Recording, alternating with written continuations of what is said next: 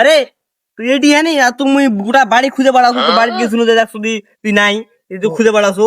তোর মতন শুট করে আবার মোর কি দরকার বললো রে ভাই? এই তো উল্টে পাল্টা কথা কই, এই জন্য আমার মেজাজটা খারাপ হয়ে যায়। কি শুট কর রে বের কি, কি শুট কর? মানুষের বিপদ আপদে সবার আগে মুই আগে আসো। মানুষ খুশি মনে মুখ কিছু টাকা উপহার দেয়, এটা সুদ বলে। এটা যদি তুই কোষ তাহলে তুই মুনাফা বলতে পারিস। তাহলে ভক্কর চক্কর মুখ বুঝালে হবে? তুই সুদ খাস ওটা সবাই জানে এলাকার, তুই এক নাম্বার সুদারু। উল্টা পাল্টা কথা কোষ, এই জন্য তোমাকে কপালে ধন নাই রে। তোরা বেশি উল্টা পাল্টা বুঝিস তাই চ্যাটার বালারা। রোজা থেকে বের মুখটা খারাপ করাছি তুই, মন রোজা মাখরুটা মনে হয়ে গেল।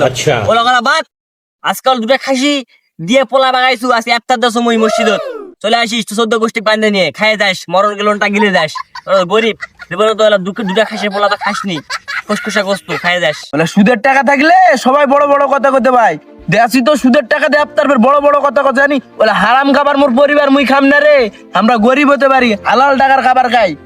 এ সুদ খাই আবার ভাব। এই রে গরিবের বাচ্চারা, হাদিস না বুঝে হাদিস কর নাকি রে? হাদিস বুঝেন তোমরা? হাদিস পড়েন? কিছু জানান না, উল্টা পাল্টা কথা কছেন। এই রমজান মাসত সুদ বলতে কিছু নাই রে পাগলা, খালি মুনাফা খালি মুনাফা আর হালাল আর হালাল, কিছু বোঝান না আর আউল ফাউল কথাবার্তা কর নাকি? আল্লাহু আকবার, আল্লাহু আকবার, আল্লাহু আকবার। চলে আসিস তাড়াতাড়ি। আল্লাহু আকবার।